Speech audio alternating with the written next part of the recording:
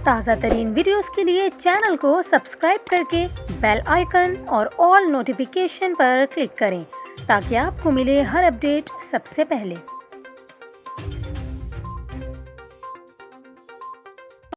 और अभी आपको बताएं, शहर कायद में पेट्रोल पंप के सिक्योरिटी गार्ड की फायरिंग से एक शख्स जाँ बहक हो गया। पुलिस के मुताबिक पेट्रोल पंप पर फायरिंग का वाकया गुरु मंदिर के करीब पेश आया। गार्ड का पुलिस को दिए गए बयान में कहना है कि मुलजिम पंप से चोरी करके भाग रहा था।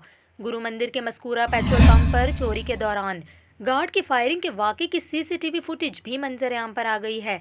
सीसीटीवी फुटेज में देखा जा सकता है कि पेट्रोल पंप पर मोटरसाइकिल सवार 2 अफराद आए, जिसमें से एक शख्स पंप पर उतरकर लोहे का ढक्कन चोरी कर रहा था, जिस पर पहले गार्ड ने इन्हें रोकने की कोशिश की और बाद अज़ां पिस्तौल से फायरिंग की, जिससे मोटरसाइकिल के पीछे बैठा चोर गिरकर जाँ बहक हो गया, जबकि दूसरा मुलजिम फरार होने में कामयाब हो गया।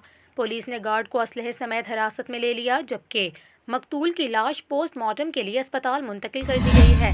पुलिस का कहना है कि सीसीटीवी वीडियो से दूसरे मुलजिम की तलाश का अमल शुरू कर दिया गया है।